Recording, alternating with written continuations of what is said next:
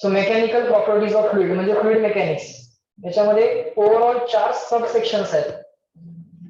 पहिला आहे fluid statics, मग आहे फ्लुइड डायनॅमिक्स, मग आहे सरफेस टेन्शन आणि मग आहे विस्कॉसिटी. ओके, हे चारही सेक्शन मिळून एक सेक्शन कंप्लीट बनतो. ओके, फ्लुइड मेकॅनिक्स वाला. पटपट पटपट आपण त्याचे फॉर्म्युले लिस्ट डाऊन करू. ओके, डेफिनेशन वगैरे लिख बसायची काही गरज लागणार नाही. फ्लुइड म्हणजे काय? The substances that can flow and do not have the shape of their own are called as fluids. ज्यांना स्वतःचा शेप नाही आहे आणि जे फ्लो होऊ शकतात त्यांना आपण फ्लुइड्स म्हणतो. ठीक आहे. डेन्सिटी म्हणजे काय? Density is defined as a mass of substance per unit volume. हे सगळं आपल्याला माहित आहे. होमोजिनस सबस्टन्स म्हणजे काय? The substances having the same density at all the points. Given सबस्टन्सची at all the points density जर सेम असेल तर आम्ही त्याला काय म्हणू? होमोजिनस. पण गिवन सबस्टन्सची density at different points different असेल तर त्याला आम्ही काय म्हणू? Non homogeneous. तेवढं आम्हाला कळतंय. पुढे लिहून ठेवा फॉर्म्युला, पटकन लिहा. जेवढे फॉर्म्युले येतील आणि डेरिव्हेशन येतील तेवढे आपण शॉर्ट मध्ये लिस्ट डाऊन करू, म्हणजे पटकन ते within less amount of time properly divide होईल. आणि हा सगळा पीपीटी मी तुम्हाला देऊन टाकेन परत. Okay, so just don't worry about that. So density at given point, rho is equal to dm by dv. Yeah, density at given point. Point mass dm upon त्या point मासचा छोटासा व्हॉल्यूम dm. गिवन पॉइंटला density पाहिजे असेल तर given पॉइंटला असणारा mass dm divided by given पॉइंटचा point volume dv. So rho is equal to dm by dv लिहा. पुढे लिहा डेन्सिटी ऑफ वॉटर. लिहून ठेवा. इन्फॉर्मेशन लक्षात ठेवावी लागते, एक्झाम मध्ये दिली जाणार नाही. ही इन्फॉर्मेशन लक्षात ठेवावी लागते. पुढे लिहा density of water is 1000 kg per meter cube. SI unit मध्ये. सीजीएस युनिट मध्ये 1 gram per cm cube. CGS मध्ये 1 gram per cm cube. SI मध्ये 1000 kg per meter cube. पुढे density of mercury 13600 kg per meter cube. लिहा density of mercury 13600 kg per meter cube म्हणजे 13.6 ग्राम per cm cube. म्हणजे 13.6 ग्राम per cm cube. Information लक्षात ठेवावी लागेल. Okay, झालं लिहून. पटपट पटपट पटपट क्विक नोट्स घ्यायच्या. चलो नेक्स्ट पॉइंट आहे. झालं काय? बघली जर राहिलं तर सांगा मला. जर लिहायचं राहिलं, हे सगळं नाही लिहायचं, सगळं नाही लिहायचं, हे सगळं लिहू नका. डेन्सिटीचा फॉर्म्युला लिहा, डेन्सिटी ऑफ वॉटर लिहा, डेन्सिटी ऑफ मर्क्युरी काय आहे ते लिहा. फ्लुइड म्हणजे काय, डेन्सिटी म्हणजे काय, हे पॉइंट डिस्कस करू आपण. हा पीपीटी प्रोव्हाइड करेल. पण हे सगळं तुमच्या नोट्स मध्ये ऑलरेडी लिहिलेलं आहे. तुम्ही जर तुमच्या नोट्स जर चेक केल्या, या सगळ्या गोष्टी तुम्हाला सिक्वेन्शियली नोट्स मध्ये पण मिळतील. ओके, पण परत एकदा रिवाइज करताना ते एकदा हाताखालनं जाऊ दे. नुसतंच ऐकलं परत विसरेल तसं नको आहे. ओके, कारण हा चॅप्टर फार आधी केला होता. लेटेस्ट केलेला चॅप्टर नुसता ऐकला तरी रिवाइज होतो, पण फार आधी केलेला चॅप्टर जरा एकदा हाताखालून जाऊ दे, फॉर्म्युले जरा यूज टू होऊ देत. नेक्स्ट आहे स्पेसिफिक ग्रॅव्हिटीचा फॉर्म्युला. लिहा स्पेसिफिक ग्रॅव्हिटी असं म्हणा. फॉर्म्युला लिहा स्पेसिफिक ग्रॅव्हिटीचा. Density of material upon density of water. Definition लिहायची गरज नाही. Specific gravity is defined as density of material upon density of water. So फक्त फॉर्म्युला लिस्ट डाऊन करून घ्या. स्पेसिफिक ग्रॅव्हिटी किंवा relative density. Specific gravity or relative density म्हणा.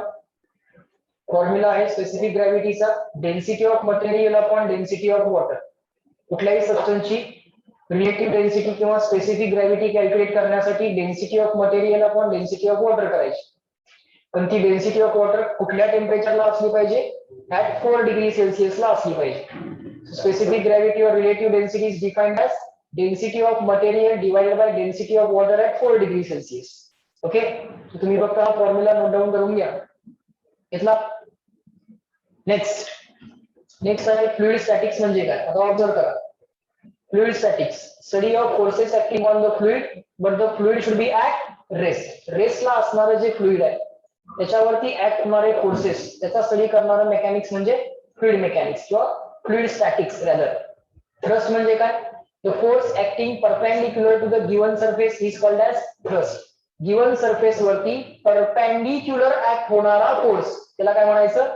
Thrust. Given surface वरती perpendicular act होणारा फोर्स म्हणजे thrust. Okay, pressure म्हणजे काय? The thrust per unit area is called as pressure. पुढे लिहा प्रेशर आणि प्रेशरचा फॉर्म्युला लिहून ठेवा. प्रेशर म्हणा. प्रेशरचा formula thrust upon area F upon A. Pressure म्हणा, प्रेशरचा formula thrust upon area F upon A.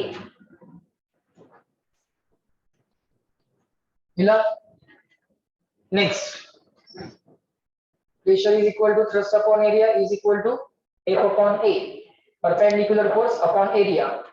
पुढे हेडिंग द्या, pressure due to liquid column. ही डेरिव्हेशन तुम्हाला बोर्डला विचारू शकतात. जे डेरिव्हेशन्स बोर्डला विचारू शकतात त्याला ब्रॅकेटमध्ये डेरिव्हेशन असं लिहिलंय.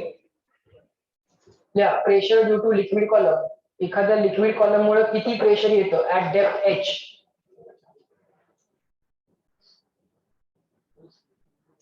काय झालं?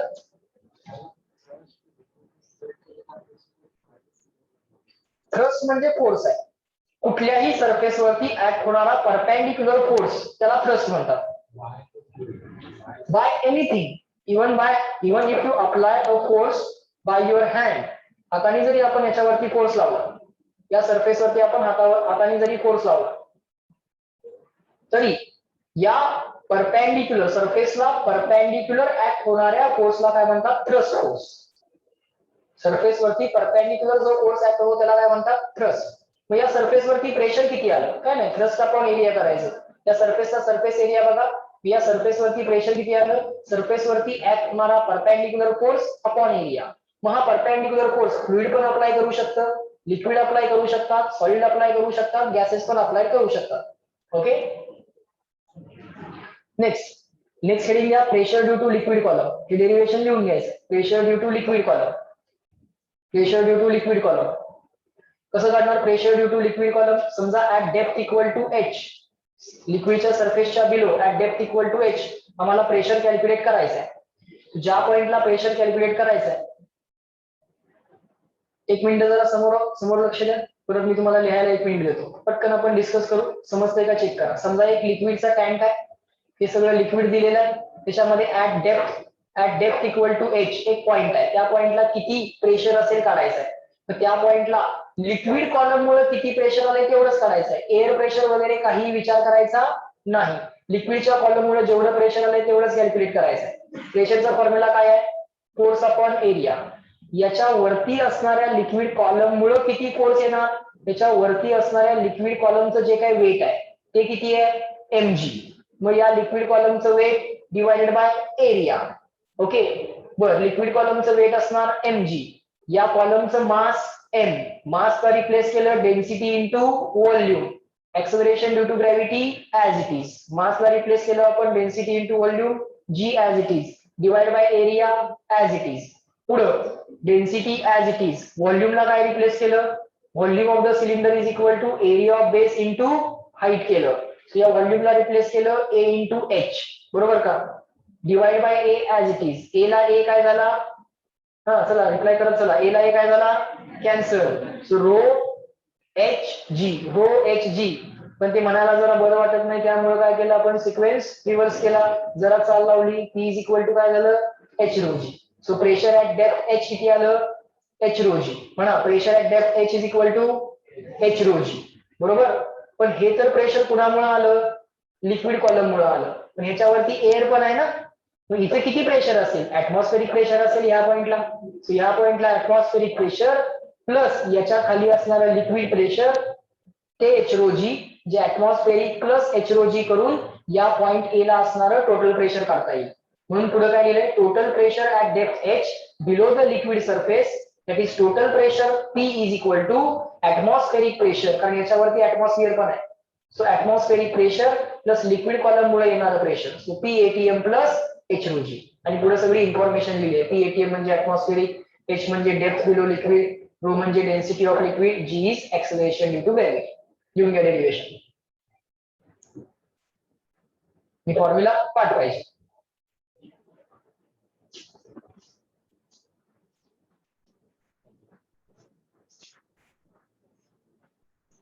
लिहून झालं की सांगा, नेक्स्ट पॉइंट रिवाइज करू.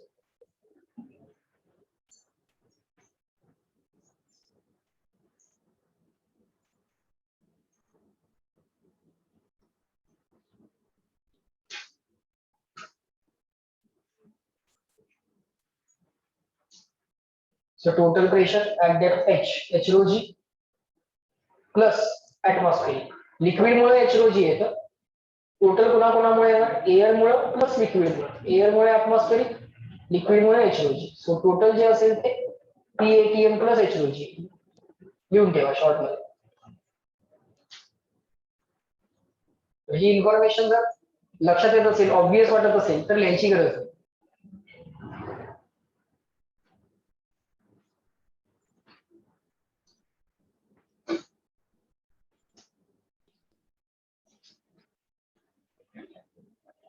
बरोबर लिहा जरा क्विक.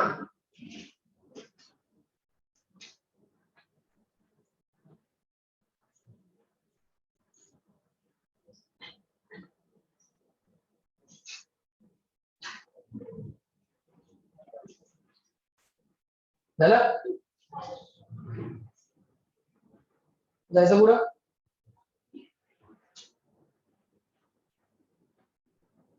सर झालं का?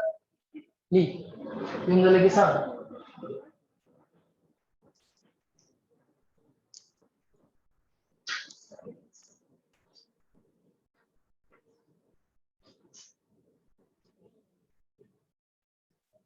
झालं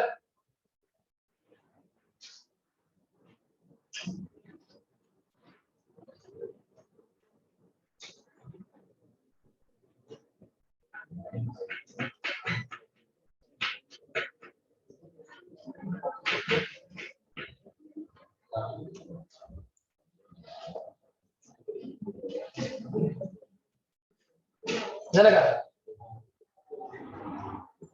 झालं लास्ट बेंच. चला पुढे जाऊयात. बर आता काही नोट करायचे पॉइंट्स आहेत, लिहून घ्यायची गरज नाहीये, डिस्कस करूया. Pressure at a point acts equally in all direction. Given पॉइंटला प्रेशर विचारलं, मग प्रेशरची direction all possible direction. Okay, एखादं फ्लुइड प्रेशर, फ्लुइड मुळे येणारं जे काही प्रेशर आहे, समजा या रिजन मध्ये जर लिक्विड आहे किंवा फ्लुइड आहे आणि या पॉइंटला तुम्हाला प्रेशर विचारलं कुठल्या डायरेक्शन मध्ये, काय नाही, तुम्ही समजा एरिया असा धरला, एरियाला ऑलवेज परपेंडिक्युलर, एरिया असा धरला, एरियाला ऑलवेज परपेंडिक्युलर, एरिया असा धरला, एरियाला always perpendicular. So pressure acts in all possible directions. Okay, तो वाला point. Next है pressure always acts perpendicular to the area in whatever orientation the area may be held. Area तुम्ही कोणत्याही orientation ला धरा, given point ला एरियाचं orientation बघा, त्या एरिया वरती ऑलवेज जे काय प्रेशर येणार ते कसं येणार, परपेंडिक्युलरच येणार. ओके, सो प्रेशरला जनरली बुक्स लिहिताना स्केलर असं लिहितात, पण त्याला स्केलर पण नाही लिहिलं पाहिजे, वेक्टर पण नाही लिहिलं पाहिजे, कारण गिवन पॉइंटला ते ऑल पॉसिबल डायरेक्शन मध्ये, त्यामुळे त्याला स्केलर आणि वेक्टर असं लिहून चालत नाही, त्याला लिहावं लागतं टेन्सर. काय लिहावं लागतं? Tensor. Okay, number three point आहे same level same liquid pressure same. ही नोट करून घ्या, नोट म्हणा same level same liquid pressure same. एखादं जर लिक्विड असेल, त्या लिक्विड मध्ये मग कनेक्टेड वेसल असेल किंवा नॉन कनेक्टेड वेसल असेल, पण जर सेम लेवल असेल सेम लिक्विड असेल तर प्रेशर काय यायला पाहिजे, सेम यायला पाहिजे. समजा इथपर्यंत लिक्विड आहे, आता या पॉइंटला जर मी प्रेशर चेक केलं, प्रेशर ऍट पॉइंट ए, या पॉइंटला प्रेशर चेक केलं, प्रेशर ऍट पॉइंट बी, या पॉइंटला प्रेशर चेक केलं, प्रेशर ऍट पॉइंट सी, हे सगळे पॉइंट सेम लेवलला आहेत. हे सगळे पॉइंट कसे आहेत, सेम लेवलला आहेत, सेम लेवलला आहेत, सेमच लिक्विड आहे. लिक्विडचं इथं पार्टिशन आहे का, तिकडं सेपरेट लिक्विड तिकडं सेपरेट लिक्विड असं नाही आहे, लिक्विडला पार्टिशन नाही आहे, सेमच लिक्विड आहे, कनेक्टेड लिक्विड आहे. So same level same liquid, pressure always काय आलं पाहिजे, same. So pressure at point A is equal to pressure at point B is equal to pressure at point C येणार. लक्षात घ्या, same level same liquid pressure same. So तो rule विसरायचा नाही. So हा रूल तेवढा लिहून ठेवा, same level same liquid pressure same. लिहिला रूल, डायग्राम वगैरे काय ड्रॉ करत बसायची गरज नाही, फक्त लिहा same level same liquid pressure same. Next point लिहा absolute pressure and gauge pressure, आणि त्याचा डायरेक्टली फॉर्म्युला लिहा, gauge pressure is equal to absolute pressure minus atmospheric pressure. Next point म्हणा absolute pressure and gauge pressure, absolute pressure and gauge pressure, absolute pressure and gauge pressure म्हणा. Formula लिहा gauge pressure is equal to absolute pressure minus PATM. Formula फक्त list down करा, discuss करू. काय म्हटले बघा, the total pressure at a given point is called as absolute pressure. Given पॉइंटला असणारं टोटल प्रेशर, मग ते ऍटमॉस्फिअर मुळे असेल, प्लस लिक्विड मुळे असेल, किंवा मे बी अप्लाइड फोर्स मुळे असेल, जे काही टोटल प्रेशर आहे त्या टोटल प्रेशरला काय म्हणतात, गिवन पॉइंटला असणाऱ्या टोटल प्रेशरला काय म्हणतात, ऍब्सोल्यूट प्रेशर. पण pressure relative to the local atmospheric pressure, म्हणजे total pressure minus atmospheric pressure, याला काय म्हणायचं असतं, गेज प्रेशर. गिवन पॉइंटला असणारं total pressure minus atmospheric pressure, याला काय म्हणायचं असतं, गेज प्रेशर. सो हा formula, gauge pressure is equal to absolute pressure म्हणजे total pressure minus atmospheric pressure. Okay, तो फॉर्म्युला लिहून ठेवा. नेक्स्ट फॉर्म्युला फक्त एवढाच द्यायचा, झालंय ना, पास हो जाएगा, पास नाही होणार. एक एक फॉर्म्युला फक्त द्यायचा, सगळ्या डेफिनेशन्स वगैरे लिहून घेत बसू नका, हे हा पीपीटी देणार आहे मी तुम्हाला. ओके, फॉर्म्युले फक्त क्लब डाऊन करा. बर, पुढे आहे पास्कल्स लॉ. ऑब्झर्व करा हे derivation. The pressure applied at any point of a confined fluid is transmitted equally and undiminished to every part of the fluid and the walls of the container. एखादं confined fluid जर असेल तर confined फ्लुइडच्या कोणत्याही पॉइंटला जर तुम्ही pressure apply केलं तर ते प्रेशर इक्वली ऑल पॉइंट्सना ट्रान्सफर होतं. मग इथं जर आपण फोर्स F1 अप्लाय केला, या F1 फोर्समुळे A1 प्रेशर, F1 एवढा फोर्स A1 एवढ्या एरियावरती अप्लाय केला, तर जे प्रेशर क्रिएट झालं ते प्रेशर या लिक्विडच्या ऑल पॉइंट्सना इक्वली ट्रान्समिट होतं. म्हणजे इथं जे काही एक्स्ट्रा प्रेशर अप्लाय झालं ते लिक्विडच्या प्रत्येक पॉइंटला अवेलेबल होतं. This is called as Pascal's law. याला काय म्हणतात, पास्कल्स लॉ. ही डायग्राम ड्रॉ करा, डायग्राम ड्रॉ करा आणि त्याच्या खाली असं लिहा, pressure applied at point 1 will be transferred to point 2. Law लिहित बसायची गरज नाही, लॉचं स्टेटमेंट लक्षात राहतं, इझी आहे ते. डायग्राम ड्रॉ करा. इथे एक पिस्टन दाखवा, त्या पिस्टन वरती फोर्स एक अप्लाय केलाय असं दाखवा. एरिया ए दाखवा पहिल्या पिस्टनचा. एक व्हेइकल जे आम्हाला लिफ्ट करायचंय ते व्हेइकल दाखवा. इथं फोर्स जनरेट झालेला दाखवा F2. मध्ये इथं लिक्विड आहे, कन्फाइंड लिक्विड पाहिजे. लिक्विड कसं पाहिजे, कन्फाइंड पाहिजे, ते कुठेही ओपन टू ऍटमॉस्फिअर नको, ते कम्प्लिटली क्लोज पाहिजे. सो इथं जो काय फोर्स तुम्ही अप्लाय कराल त्याच्यामुळे इथं जे काय प्रेशर क्रिएट होईल ते सगळं प्रेशर लिक्विडच्या कुठल्याही दुसऱ्या पॉइंटला इक्वली ट्रान्समिट व्हायलाच पाहिजे. सो पॉइंट 1 ला जे F1 मुळे प्रेशर क्रिएट झालं P1 ते अवेलेबल होणार पॉइंट 2 ला, ते अवेलेबल होणार पॉइंट 2 ला. सो लिहा F1 upon A1 is equal to F2 upon A2. Pressure is equal to force upon area. So इथं F1 मुळे क्रिएट झालेलं प्रेशर P1, इथं आपोआप जनरेट झालेलं प्रेशर P2, पण हे दोन्ही इक्वल असले पाहिजे. कुठल्याही एक्सेस फोर्स मुळे जे काय एक्स्ट्रा प्रेशर लिक्विड वरती अप्लाय होतं ते लिक्विडच्या कुठल्याही दुसऱ्या पॉइंटला इक्वली ट्रान्समिट होतं. So P1 must be equal to P2. So F1 upon A1 is equal to F2 upon A2. This is called as application of Pascal's law to the hydraulic lift. ही जी काय आहे ती hydraulic lift आहे. ही काय आहे, hydraulic lift.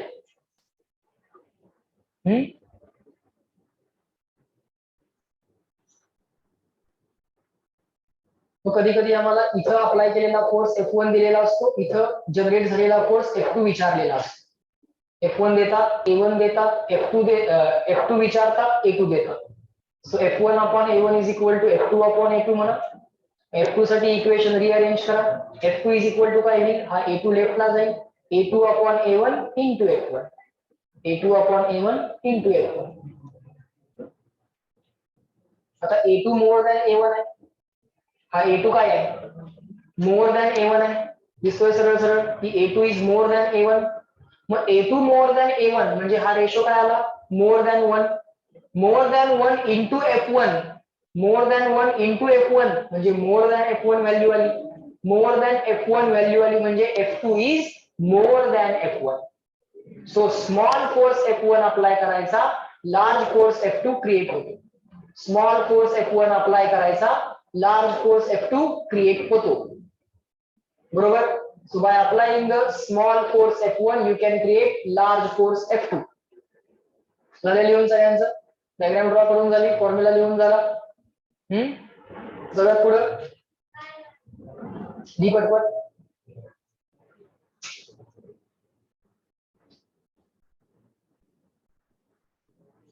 So Pascal's law's application म्हणजे F1 upon A1 is equal to F2 upon A2 to the hydraulic lift.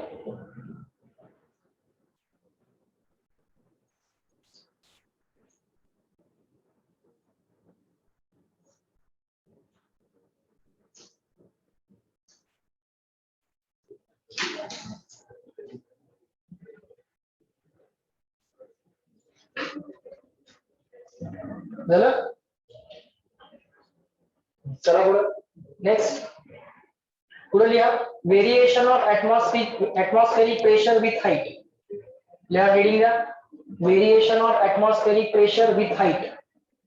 एक formula लक्षात ठेवायचा आहे आपल्याला. Variation of atmospheric pressure with height. Height नुसार ॲटमॉस्फेरिक प्रेशर कसं चेंज होत जातं. डायग्राम ड्रॉ करा. इथे एअर दाखवा, at height h pressure P दाखवा, at height h pressure P दाखवा, ऍट हाईट h एअरची डेन्सिटी रो दाखवा. त्यानंतर अर्थच्या सरफेसला प्रेशर P नॉट दाखवा, अर्थच्या सरफेसला प्रेशर P नॉट दाखवा,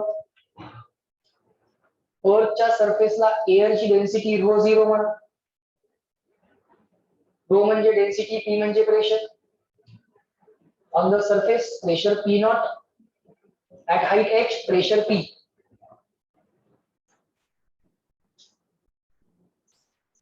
पुढे लिहा, atmospheric pressure at height h. At depth below नहीं है, at depth below liquid नहीं है, किंवा at depth h below the surface of liquid आता बघत नाही. आता आपण height above the earth surface बघतोय. हा आहे earthचा surface, त्याच्यावरती इथे air आहे. तो जो फॉर्म्युला आहे तो फॉर्म्युला लिहा, P equal to P0 e raise to minus lambda h. P equal to P0 e raise to minus lambda h. h म्हणजे काय? Height above the earth surface. P म्हणजे काय? Pressure at height h. Rho म्हणजे density of air at height h. P0 म्हणजे pressure on the earth surface. Rho 0 म्हणजे density of air at earth surface. So formula लक्षात ठेवायचा, P equal to P0 e raise to minus lambda h. P म्हणजे काय ते लिहा short मध्ये, atmospheric pressure at height h. P naught म्हणजे काय ते लिहा, रो म्हणजे लिहा, रो म्हणजे रो 0 लिहा, लॅम्डा पण लिहा. What is the lambda? Lambda is equal to rho 0 g upon P. आणि हा एक कॉन्स्टंट नंबर आहे. रो 0 g अपॉन P0 पाहिजे ते. Row 0 g upon P0. ही सगळी इन्फॉर्मेशन दिलेली असते. एअरची density at the earth surface दिलेली असते. Atmospheric pressure due to air at the earth surface. अर्थच्या सरफेसला ॲटमॉस्फेरिक प्रेशर दिलेलं असतं.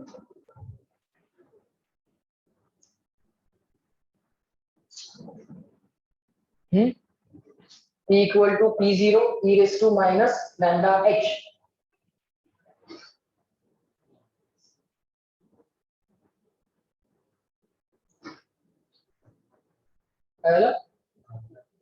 लॅम्डाची value rho 0 g upon P0. Rho 0 म्हणजे density of air on the surface, g म्हणजे acceleration due to gravity, P0 म्हणजे air pressure on the surface of the earth. Air pressure on the surface of the earth, atmospheric pressure on the surface. पण at height h किती असेल त्याचा हा formula. As you go up, इथं minus sign आहे, h वाढायला लागला की h इन्क्रीज व्हायला चालू झाला की लॅम्डा इंटू h इन्क्रीज व्हायला चालू होईल. लॅम्डा इंटू h इन्क्रीज व्हायला चालू झाला तर e raise to minus lambda h decrease व्हायला चालू होईल, कारण मायनस साइन आहे. हे जर प्लस साइन असतं तर ही व्हॅल्यू वाढत गेली असती. पण h इन्क्रीज झाला की e raise to minus lambda h decrease होणार. सो ही व्हॅल्यू विथ h डिक्रीज होत जाते. ही व्हॅल्यू जर विथ h डिक्रीज होत असेल तर टोटल व्हॅल्यू पण काय होत जाणार, विथ h डिक्रीज होत जाणार. म्हणजे h इन्क्रीज व्हायला चालू झाला की टोटल प्रेशर डिक्रीज व्हायला चालू होणार, ऍटमॉस्फेरिक प्रेशर डिक्रीज व्हायला चालू होणार. As you go up the atmospheric pressure goes on decreasing. जसं आपण वरती जाऊ तस तसं ऍटमॉस्फेरिक प्रेशर डिक्रीज होत जाईल. ओके, झालं लिहून? हा पॉइंट लिहून झाला, फॉर्म्युला लिहून झाला त्याचा. नेक्स्ट हा ग्राफ ड्रॉ करून घ्या. इथं प्रेशर P प्लॉट करा, इथं हाईट H प्लॉट करा. As the height increases, initially 0 म्हणजे वरचा सरफेस, H इक्वल टू 0 असताना तुम्ही वरच्या सरफेसला आहात तेव्हा प्रेशर असेल P not. As height goes on increasing, as height goes on increasing, 1 upon lambda, 2 upon lambda, 3 upon lambda, pressure goes on decreasing. Pressure goes on decreasing. P0 e raised to minus 1, P0 e raised to minus 2, असं pressure decrease होत जात आहे.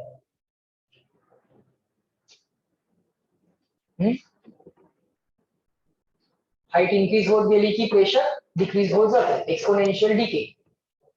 बघितलंय आपण oscillation मध्ये, आपण damp oscillation बघितले होते, आठवतंय का बघा? त्याचा एम्प्लिट्यूड स्लोली काय होत जातोय, डिक्रीज होत जातोय आणि विथ टाइम तो एम्प्लिट्यूड 0 होतोय अल्टिमेटली. तसं as the H goes on increasing तसं atmospheric pressure goes on decreasing. जितकं वरच्या सरफेस पासून तुम्ही वरती जाल तितकं ऍटमॉस्फेरिक प्रेशर कमी होत जाते आणि फायनली किती होत आहे, 0.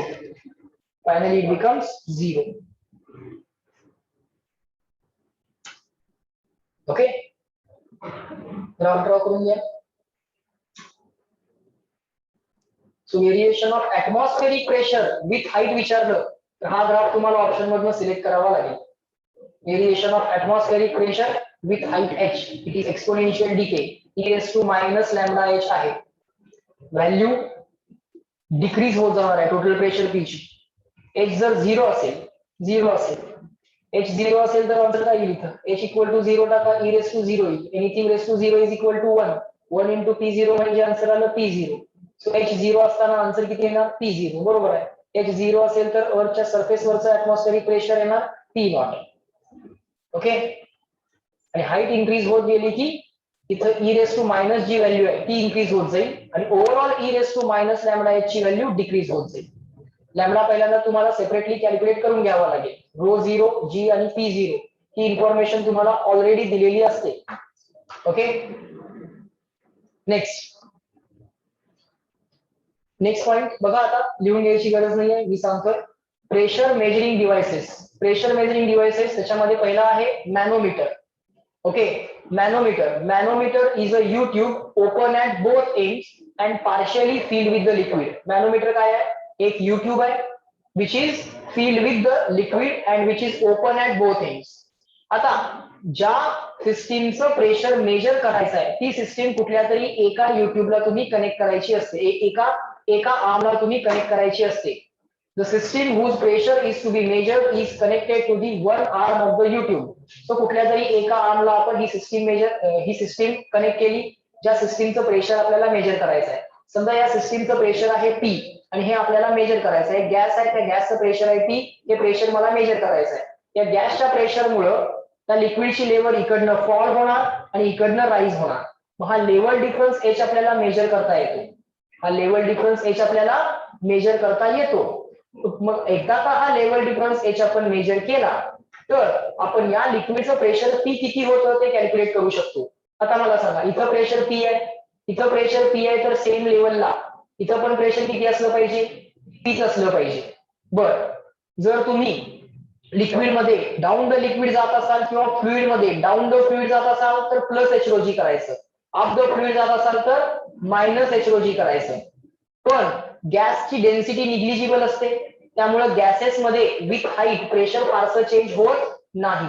मग इथलं गॅसचं प्रेशर पण Pच घ्यायचं, परत प्लस HOG मायनस HOG करत बसायचं नाही, कारण हा काय आहे, गॅस आहे. त्यामुळे गॅसमध्ये विथ द हाईट फारसं चेंज इन प्रेशर होत नाही. मग इथलं प्रेशर पण P आहे, इथलं प्रेशर पण किती आहे, P आहे. मग आपण या पॉइंटला सुरुवात करायची. या पॉइंटला सुरुवात केली, तिथलं प्रेशर लिहिलं P, इथलं प्रेशर काय लिहिलं, P.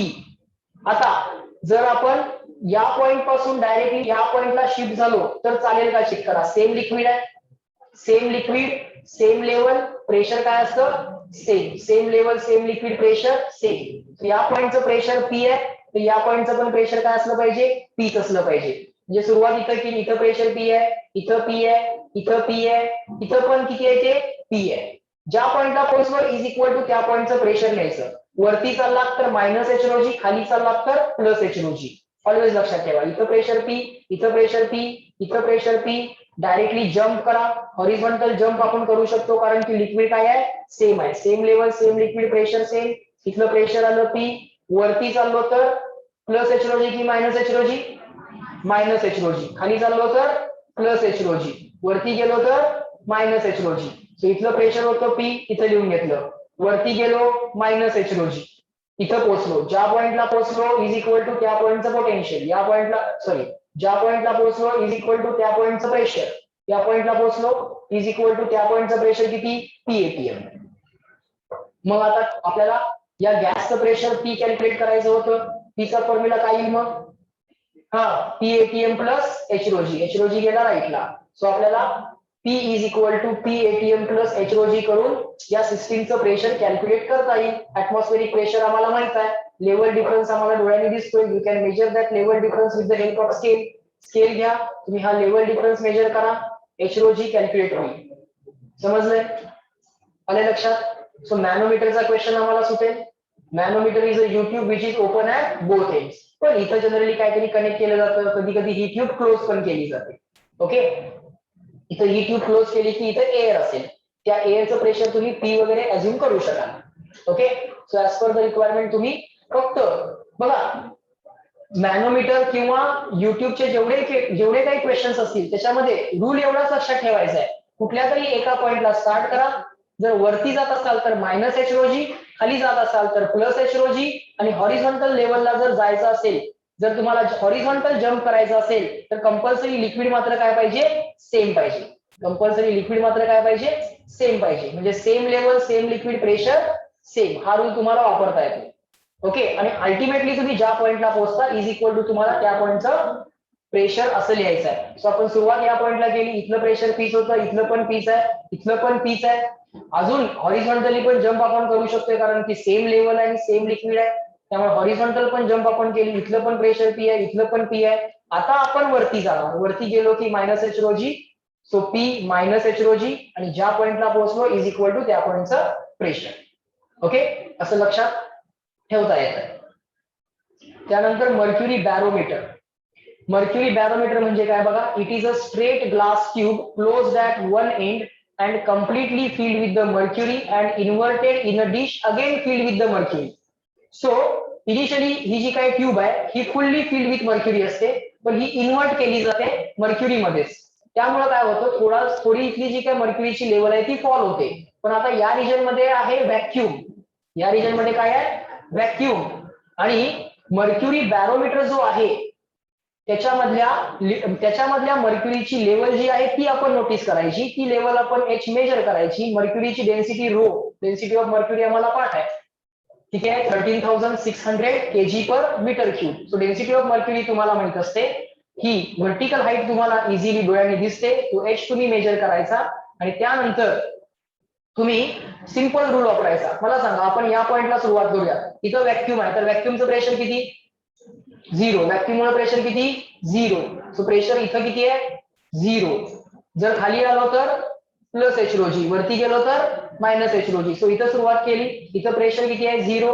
खाली आलो किती आलं, प्लस एच रोजी. या पॉइंटला आलो. आता हॉरिझॉन्टली मी जम्प करू शकतोय. हॉरिझॉन्टली जम्प का करू शकतोय, same level same liquid pressure same. So इथं जे प्रेशर आलं तेच प्रेशर इथं आलं. ज्या पॉइंटला पोहोचलो इज इक्वल टू त्या पॉइंटचं पोटेन्शियल, सॉरी, ज्या पॉइंटला पोहोचलो इज इक्वल टू त्या पॉइंटचं प्रेशर. सेम रूल इलेक्ट्रिसिटी मध्ये पण ऍप्लिकेबल आहे, त्यामुळे मी मधनं चुकून पोटेन्शियल असं म्हणतोय. आठवतंय का, व्हीएबी पोटेन्शियल डिफरन्स काढताना आपण करायचं, आठवतंय का. बरं ठीक आहे, चला. इथलं प्रेशर झिरो, खाली आलो तर प्लस एच रोजी. ज्या पॉइंटला पोहोचलो त्या पॉइंटचं प्रेशर आपल्याला लिहायचं आहे. आता मी या पॉइंटला पोहोचलोय, त्याच लेवलला इथं पण मी जम्प करू शकतोय कारण same level same liquid pressure same असलं पाहिजे. ज्या पॉइंटला पोहोचलोय त्या पॉइंटचं प्रेशर, इथं ऍटमॉस्फिअर आहे तर मी इथं पी एटीएम लिहू शकतोय. सो मर्क्युरी बॅरोमीटर जो असतो तो कशासाठी यूज करता येतो? ऍटमॉस्फेरिक प्रेशर मेजर करण्यासाठी यूज करू शकता, कारण की तुम्हाला H माहित आहे, लेवल डिफरन्स डोळ्यांनी दिसतो. You can measure this with the eyes. एक स्केल घ्या, तुम्हाला सरळ सरळ लेवल डिफरन्स दिसत असतो किंवा याच्यावरती मार्किंग सुद्धा असतं. ते मार्किंग बघायचं, H मेजर करायचा, डेन्सिटी ऑफ मर्क्युरी तुम्हाला पाठ आहे, इंटू जी करायचं, ऍटमॉस्फेरिक प्रेशर मेजर करायचं. ओके, सो पुढे लिहा मर्क्युरी बॅरोमीटर, असं म्हणा मर्क्युरी बॅरोमीटर.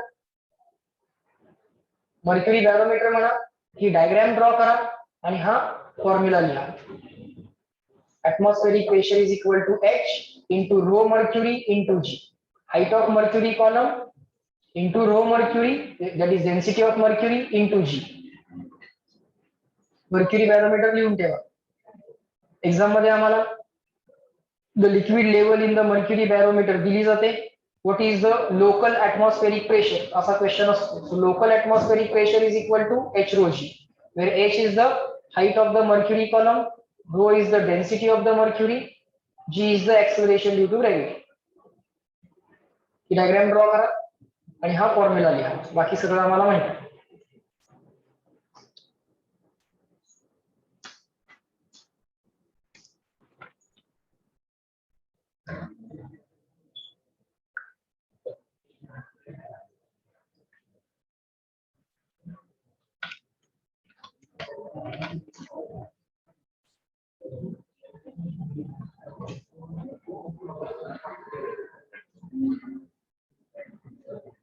बर, पुढे लिहा at sea level.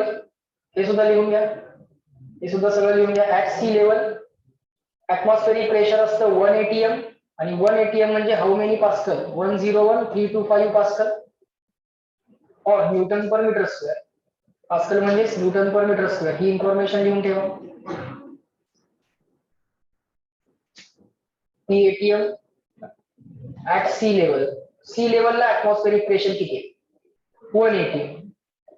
As you go above the sea level, the atmospheric pressure also goes on decreasing. ते सुद्धा डिक्रीज होत जातं.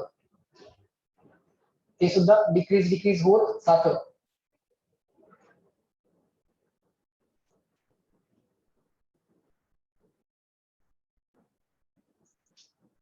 एक्झॅक्ट व्हॅल्यू लिहा 101,325.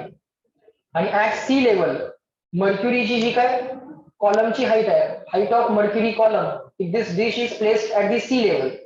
सी लेवलला जर ही मर्क्युरीची डिश ठेवली तर त्याच्यामध्ये राईज ऑफ मर्क्युरी जो काय आहे किंवा लिक्विड लेवल जो काय आहे, तो लिक्विड लेवल किती नोटीस होतोय?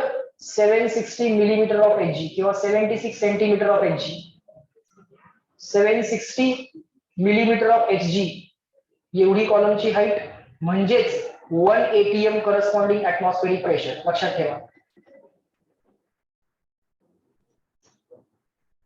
760 मिलीमीटर म्हणजे 76 सेंटीमीटर. 760 मिलीमीटर म्हणजे 76 सेंटीमीटर.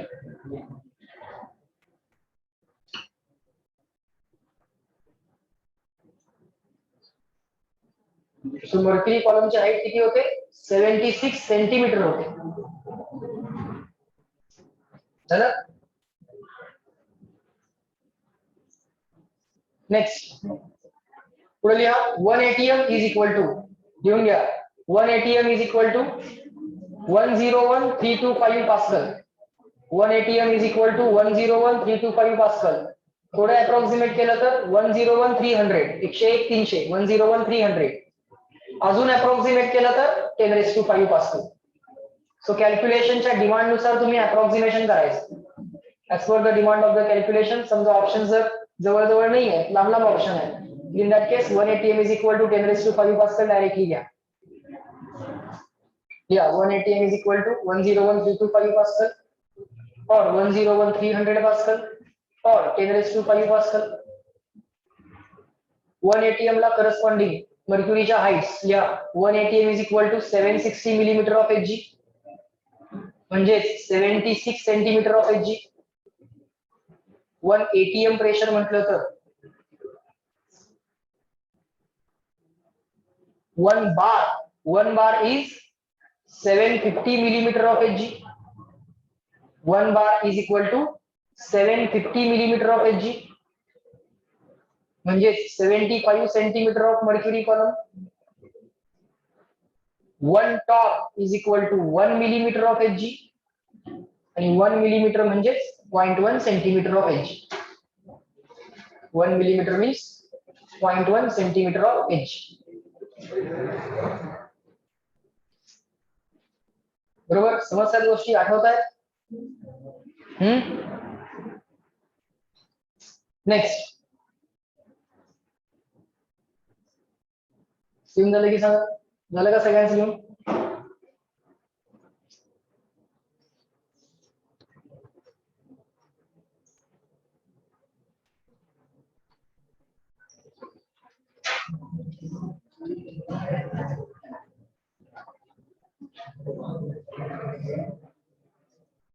हा, नेक्स्ट पॉइंट बघा, लिक्विड इन ऍक्सलरेटिंग वेसल. लिहा formula, liquid in accelerating vessel. लिहा, liquid in accelerating vessel. Liquid in accelerating vessel असं म्हणा. त्याच्यामध्ये पहिला पॉइंट, वेसल ऍक्सलरेटिंग अप. पहिला पॉइंट, वेसल ऍक्सलरेटिंग अप. पहिला point, vessel accelerating up. Vessel जर वरती ऍक्सलरेट होत असेल तर, if the vessel is accelerating up, त्या केसमध्ये काय करायचं? एक वेसल दाखवा, वेसल ऍक्सलरेटिंग अप दाखवा.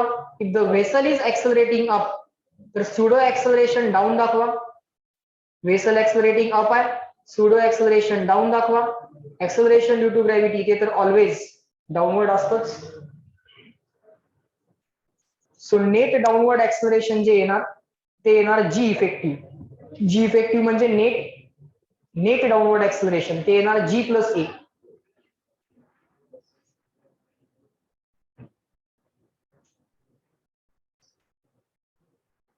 नेट डाऊनवर्ड ऍक्सलरेशन येणार जी प्लस ए. बरोबर, वेसल वरती ऍक्सलरेट झालं, लिफ्ट ऍक्सलरेटिंग अप असती तर कसं केलं असतं? Lift accelerating up, pseudo acceleration down. तसं vessel accelerating up, pseudo acceleration down.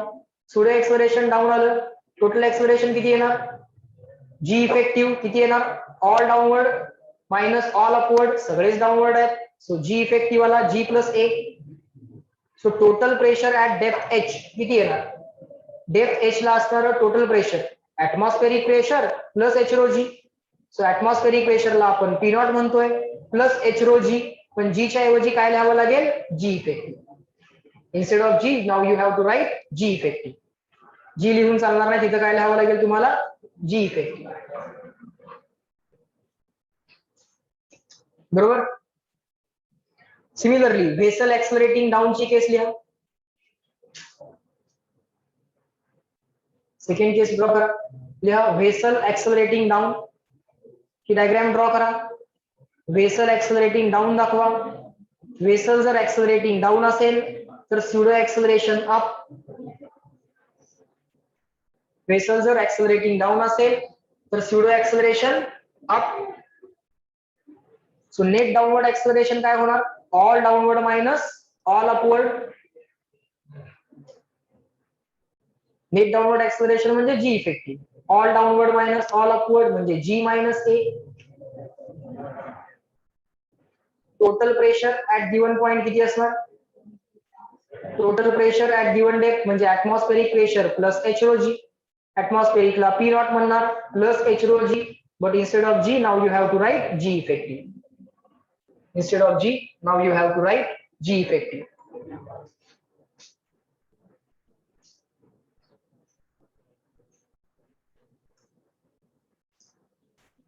आहे का लक्ष सगळ्यांचं?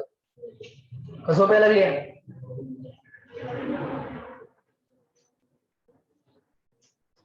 नेक्स्ट झालं, द्या पटकन. वेसल ऍक्सलरेटिंग अप दाखवा, वेसल ऍक्सलरेटिंग डाऊन दाखवा. अकॉर्डिंगली स्यूडो ऍक्सलरेशन दाखवा.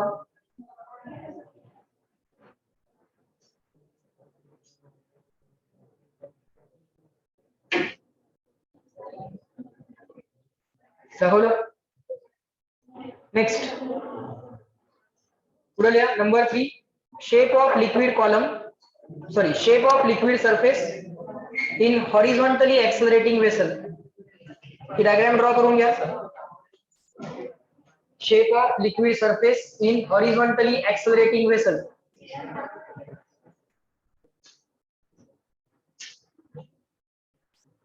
Shape of liquid surface in horizontally accelerating vessel. Heading there.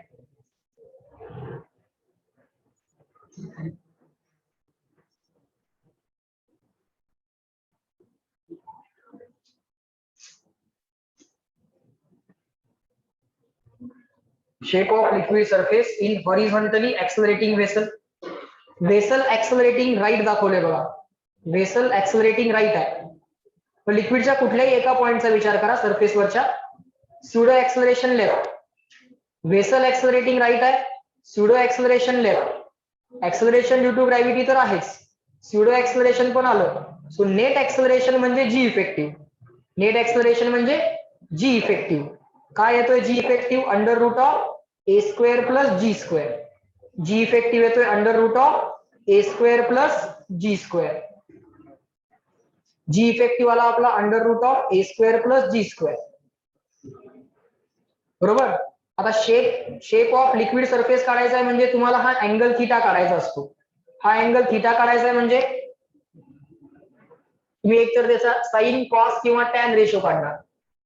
हा अँगल थीटा असेल तर हा अँगल ऑटोमॅटिकली किती झाला? हा अँगल थीटा असेल तर हा ऑटोमॅटिकली 90 मायनस थीटा. आणि हा 90 मायनस थीटा असेल तर हा थीटा. आणि या ट्रायंगल मध्ये जर आपण बघितलं, if you observe in this triangle, या ट्रायंगल मध्ये जर आपण बघितलं तर tan theta is equal to opposite upon adjacent. Opposite side म्हणजेच ही साइड ए. हा वेक्टर तुम्हाला इथला उचलून इथं आणून ठेवता येतो. This vector can be lifted from this position and it can be placed here. So tan theta is equal to a upon g करता येईल. Opposite upon adjacent. So tan theta equal to a upon g. केलंय का? So shape of liquid surface काढा म्हणजे theta काढायचा असतो. Angle made by the surface with the horizontal. Angle made by the surface with the horizontal. काय नाही, simple concept आहे. Vessel accelerating right, pseudo acceleration left. That's it. Pseudo acceleration लेफ्टला आलं तर net acceleration g effective. G effective जे येणार ते या दोघांचं रिझल्टंट. रिझल्टंट एक्सेलरेशनला लिक्विडचा सरफेस ऑलवेज परपेंडिक्युलरच असतो. लिक्विडच्या रिझल्टंट एक्सेलरेशनला लिक्विडचा सरफेस ऑलवेज परपेंडिक्युलर असतो. रिझल्टंट फोर्सला किंवा रिझल्टंट एक्सेलरेशनला लिक्विडचा सरफेस ऑलवेज कसा असतो? परपेंडिक्युलर असतो.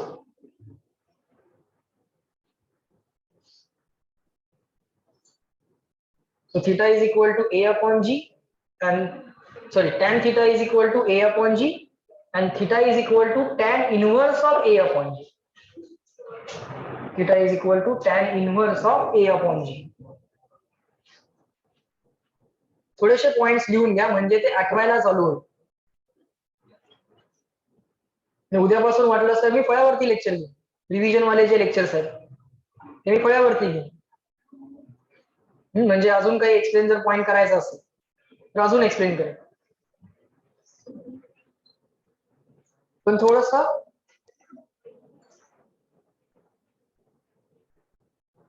आज थोडस लिहून घ्या कारण चॅप्टर थोडासा तुम्ही विसरलाय असं लक्षात आलं होतं मला काल. आज थोडस हाताखालनं गेल्यानंतर उद्या आपला थोडासा स्पीड अजून वाढेल रिवाइज करायचा. ओके. पण एक एक पॉइंट जर आज लिहून घ्या. बर, आता बायोन्सी लिहून घ्यायची गरज नाही आहे. लक्ष द्या, मी वाचतो बायोन्सी म्हणजे काय. The body when it is partially or fully immerse in a liquid or the fluid experiences an upward force due to the surrounding fluid. जेव्हा एखादी बॉडी पार्शियली किंवा फुल्ली एखाद्या लिक्विड मध्ये इमर्स होते तेव्हा हे जे काय फ्लुइड आहे हे फ्लुइड काय करतं, या बॉडीवरती एक अपवर्ड फोर्स लावतो. तो जो काय net upward force acting on the body due to the surrounding fluid. एखाद्या बॉडीच्या सराउंडिंग फ्लुइड मुळे बॉडीवरती येणारा नेट अपवर्ड फोर्स जो आहे that is called as buoyancy force. That is called as buoyancy force. मग तो बायोन्सी फोर्स किंवा बायोन्ट force जो असतो तो किती असतो ते आम्हाला आर्किमिडीजनं सांगितलं. बरोबर ना? तुम्हाला आठवत असेल तो इन्सिडन्स युरेकावाला. तो जेव्हा त्या बाथटब मध्ये जातोय तेव्हा त्याला लक्षात येतंय की आपण जेवढं वॉटर डिस्प्लेस केलं तेवढा एक्झॅक्टली फोर्स मला अपवर्ड एक्सपिरियन्स आता होतोय, जेवढं वॉटर बाथटब मधनं स्पिल झालं. बाथटब त्यानं कट टू कट भरला होता, त्यानंतर तो स्वतः त्याच्यामध्ये गेला, जेवढं वॉटर त्या बाथटब मधनं बाहेर पडलं तेवढा डिस्प्लेस्ड वॉटरचं जे काय वेट होतं त्याला करस्पॉन्डिंग अपवर्ड फोर्स त्या आर्किमिडीज वरती लागत होता. बरोबर. मग त्यानं म्हटलं हे जर माझ्यासाठी ट्रू आहे तर हे बाकीच्या सगळ्या ऑब्जेक्ट साठी ट्रू असलंच पाहिजे. So the Archimedes principle is the buoyant force experience by the body immersed in a liquid is equal to the weight of the displaced fluid. एखाद्या बॉडीवरती ऍक्ट होणारा बायॉन्ट फोर्स किती असतो?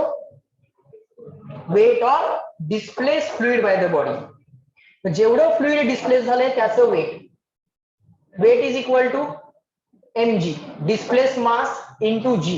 Displaced mass is equal to displaced volume into density of liquid. Mass equal to volume into density किंवा density into volume. So हे mg लिहिलंय, फक्त हे displaced mass into g आहे. So displaced mass किती? Displaced volume of the liquid into density of the liquid. So लिहा, heading द्या बायॉन्ट force. बायॉन्ट force म्हणा आणि त्याच्यामध्ये ही डायग्राम काढा आणि हा buoyant force FB is equal to V displaced rho liquid into G. हा फॉर्म्युला ऑलवेज लक्षात ठेवा. Buoyant force due to liquid or any fluid is equal to V displaced rho liquid into G. FB म्हणजे बायॉन्ट force, VD म्हणजे displaced volume of liquid, rho L म्हणजे density of liquid into G. V displaced rho liquid into G. V displaced rho liquid into G.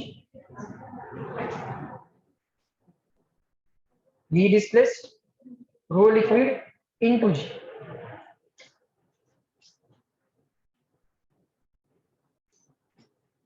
Buoyant force म्हणा, ही diagram काढा आणि हा formula लिहा.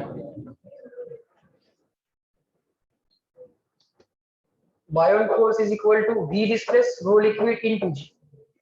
VD म्हणजे V displaced volume of liquid, rho L म्हणजे density of liquid, FB म्हणजे बायॉन्ट force.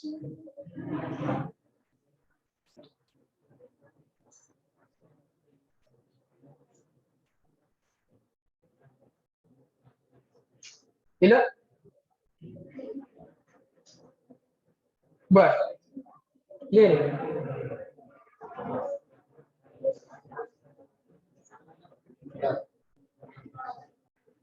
Fluid statics थोडं आठवलं का? आठवलं का? आतापर्यंत बेसिकली दोन फॉर्म्युले तुम्ही लक्षात ठेवायचे आहेत. पहिला फॉर्म्युला जो तुम्ही लक्षात ठेवायचा आहे तो pressure due to liquid column. Pressure due to liquid column किती असतो? H rho G. हा मेन फॉर्म्युला, तो लक्षात ठेवायचा. आणि दुसरा फॉर्म्युला लक्षात ठेवायचा buoyant force due to the fluid or liquid.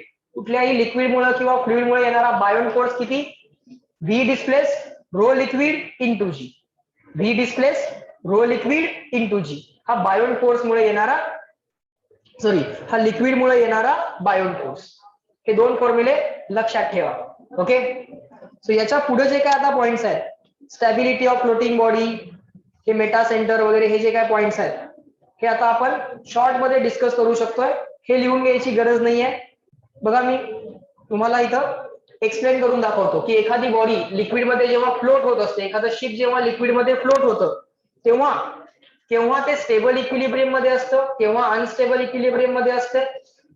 So ती स्टॅबिलिटी ऑफ फ्लोटिंग बॉडी आपण एक्सप्लेन करायची. बघा लिहून घेऊन आता हा पीपीटी देईन मी तुम्हाला. Stability of floating body. समजा एक शिप दिलेला आहे आपल्याला, एक शिप आम्हाला इथं त्यांनी ड्रॉ करून दाखवलंय. या शिपचा सेंटर ऑफ ग्रॅव्हिटी इथं आहे, त्यातून weight mg vertically downward act होतोय. डिस्प्लेस फ्लुइड जे काय आहे, बघा जरा लक्ष द्या, इथं जे काय फ्लुइड होतं ते सगळं डिस्प्लेस झालेलं आहे. त्या डिस्प्लेस फ्लुइडचा सेंटर ऑफ ग्रॅव्हिटी म्हणजे CB. या शिपचा सेंटर ऑफ ग्रॅव्हिटी म्हणजे CG. डिस्प्लेस फ्लुइडचा सेंटर ऑफ ग्रॅव्हिटी म्हणजे CB. त्याला सेंटर ऑफ बायोन्सी पण म्हणतात. काय म्हणतात त्याला? Centre of buoyancy. या सेंटर ऑफ बायोन्सी मधनं बायोन्सी फोर्स ऍक्ट होतो. बायोन्सी फोर्स कोणत्या पॉइंट मधनं ऍक्ट होतो? रिपीट करा. Centre of buoyancy. Centre of buoyancy म्हणजे कोण? Centre of gravity of displace fluid, जे फ्लुइड डिस्प्लेस झालंय त्याचा सेंटर ऑफ ग्रॅव्हिटी कुठे आहे, त्या पॉइंट मधनं बायोन्सी फोर्स ऍक्ट होतोय. आणि शिपचं वेट कुठल्या पॉइंट मधनं ऍक्ट होणार, शिपचं वेट तर शिपच्या सेंटर ऑफ ग्रॅव्हिटी मधनं ऍक्ट होणार. ऍट इक्विलिब्रियम हा बायोन्सी फोर्स आणि एमजी एकमेकांना बॅलन्स करतात, त्यामुळे शिपचं वेट बॅलन्स झालेलं आहे, त्यामुळे शिप फ्लोट होतीये. सो बायोन्सी फोर्स आणि एमजी एकमेकांना बॅलन्स करतायत, त्यामुळे शिप आता काय होतीये, फ्लोट होतीये. आता शिप तर फ्लोट व्हायला लागली, पण समजा शिप जर थोडीशी, ही जी काय शिप जी आहे ती जर थोडीशी टिल्ट झाली तर काय, ती पाण्यामध्ये उलटी पडेल की परत बॅक टू ओरिजिनल येईल, हे दोन क्वेश्चन आहे. मग ती पाण्यामध्ये उलटी केव्हा पडेल आणि बॅक टू ओरिजिनल केव्हा येईल, यासाठी त्या शिपला प्रॉपरली डिझाईन केलं गेलं पाहिजे. मग डिझाईन करताना काय काळजी घेतली पाहिजे, सिंपल थॉट आहे. मला सांगा, आता हा सेंटर ऑफ बायोन्सी इथं आहे आणि शिपचा सेंटर ऑफ ग्रॅव्हिटी इथं आहे. एमजी ऍक्टिंग व्हर्टिकली डाऊनवर्ड आणि बायोन्सी ऍक्टिंग व्हर्टिकली अपवर्ड. बायोन्सीचा force vertically up, MG vertically down. मला सांगा, हा बायोन्सीचा फोर्स आणि एमजी हे दोघं मिळून क्लॉकवाईज टॉर्क लावतायत की अँटी क्लॉकवाईज टॉर्क लावतायत? बायोन्सीचा force acting on the ship आणि MG acting on the ship हे दोघं मिळून क्लॉकवाईज टॉर्क लावतायत की अँटी क्लॉकवाईज? क्लॉकवाईज टॉर्क लावतायत, म्हणजे शिप परत clockwise original back to original पोझिशनला येणार. समजतंय का? शिपची पलटी होणार नाही. Ship will not get rotated anti clockwise. जरी थोडी अँटी क्लॉकवाईज रोटेट झाली तर परत ही दोघं लोक काळजी घेतात. कोण? बायोन्सी आणि एमजी काय काळजी घेतात? To rotate the ship back to original position. So तुम्ही बघितलं असेल बघा की जेव्हा शिप एकदा समजा सी मधून, समुद्रामधून एखादी शिप येते तर ती एका एक्झॅक्टली सेम येणार नाही, सॉरी एक्झॅक्टली स्ट्रेट येणार नाही. ती स्ट्रेट येतानाच बघा, ती स्ट्रेट येतानाच इकडं पण टिल्ट होते, परत बॅक टू ओरिजिनल, परत इकडं पण टिल्ट होते. एक्झॅक्टली स्ट्रेट असते का शिप? नाही, ती टिल्ट होतच पुढे जात असते. हे जे काय चालू आहे हे का चालू आहे? बॉडी तर फ्लोट होतीये, पण त्या बॉडीचा जो इक्विलिब्रियम आहे तो स्टेबल इक्विलिब्रियम आहे, त्यामुळे ती शिप जरी झाली इकडं तरी परत बॅक टू ओरिजिनल, शिप जरी झाली इकडं तरी बॅक टू ओरिजिनल. सो हा जो बॉडीचा इक्विलिब्रियम आहे तो स्टेबल इक्विलिब्रियम आहे, म्हणून बॉडी परत बॅक टू ओरिजिनलला येते. ते कसं ओळखायचं? ते ओळखण्यासाठी काय करायचं, शिपची जी काय लाईन ऑफ सिमेट्री आहे ही आहे line of symmetry of the ship. त्या लाईन ऑफ सिमेट्रीला बायोन्सी फोर्स कोणत्या पॉइंटला इंटरसेक्ट होतोय बघायचं. The point of intersection of buoyancy force and the line of symmetry, that point is called as meta center. हा Meta centre जर centre of ग्रॅव्हिटीच्या वरती असेल, शिपच्या सेंटर ऑफ ग्रॅव्हिटीच्या जर तो वरती असेल तर शिप परत बॅक टू ओरिजिनल येणार. शिप परत काय होणार? बॅक टू ओरिजिनल येणार, because Meta centre is above the centre of gravity. So काय म्हटलं इथं? If the Meta centre is above the centre of gravity, then the torque due to mg and buoyancy force will try to restore the position of the ship. जर हा Meta centre of ग्रॅव्हिटीच्या वरती असेल तर हा buoyancy force आणि MG शिपला परत back to original rotate करतात. पण समजा इन केस असं काहीतरी झालं, शिपचं डिझाईन करताना थोडंसं चुकलं आणि समजा शिपचं डिझाईन करताना जर आम्ही अशा पद्धतीनं डिझाईन केलं की शिपचा सेंटर ऑफ ग्रॅव्हिटी इथं आहे, बघा ऑब्झर्व करा, शिपचा सेंटर ऑफ ग्रॅव्हिटी इथं आहे, मग एमजी ऍक्टिंग व्हर्टिकली डाऊनवर्ड, हा झाला एमजी ऍक्टिंग व्हर्टिकली डाऊनवर्ड, आणि हा centre of gravity of ship, इथं मला लिहायला पाहिजे होतं CB, centre of buoyancy, CG झाले चुकून, सीबी पाहिजे होतं. डिस्प्लेस लिक्विड जे काय आहे त्या डिस्प्लेस लिक्विडचा जो काय सेंटर ऑफ ग्रॅव्हिटी आहे त्याला सेंटर ऑफ बायोन्सी असं म्हणतात. त्याला काय म्हणतात? Centre of buoyancy, CB. मग बायोन्सी फोर्स इथनं गेला, एमजी इकडनं गेला. आता मला सांगा, एमजी आणि बायोन्सी यांच्यामुळे टॉर्क क्लॉकवाईज आहे की अँटी क्लॉकवाईज आहे? एमजी आणि एफबी काय करतात? एमजी डाऊन आहे, एफबी अप आहे. सो टॉर्क कसा आहे? Anti clockwise. Ship already anti clockwise rotate झाली आहे आणि हे दोघं पण काय म्हणतात? rotate the ship anti-clockwise. In such situation, the ship will overturn. शिपची पलटी मारेल. It is called as overturning of the ship. Okay, बर या केसमध्ये हा जो काय बायोन्सी फोर्स आहे आणि ही जी काय लाईन ऑफ सिमेट्री आहे त्यांचा पॉइंट ऑफ इंटरसेक्शन म्हणजे मेटा सेंटर. हा मेटा सेंटर सेंटर ऑफ ग्रॅव्हिटीच्या खाली आला बघा. या केसमध्ये मेटा सेंटर काय झाला, सेंटर ऑफ ग्रॅव्हिटीच्या खाली आला.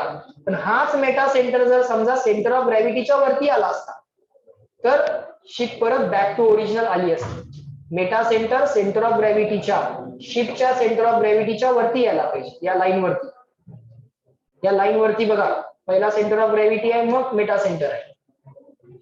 सेम या लाईन वरती चेक करा. पहिला मेटा सेंटर आहे मग centre of gravity. So centre of gravity वरती आहे, मेटा सेंटर खाली आहे.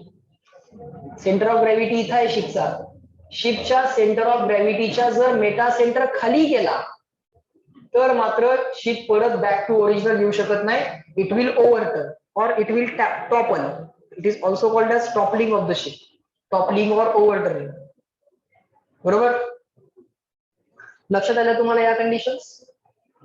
बर, नेक्स्ट पॉइंट जो काय आहे तो आता फ्लुइड डायनॅमिक्स. फ्लुइड स्टॅटिक्सचे एवढे पॉइंट्स आहेत म्हणजे फ्लुइड रेस क्लास बेसिक त्यातलं एक इक्वेशन एचरोजी आणि बायोन्सी साठी V displace rho liquid into जी.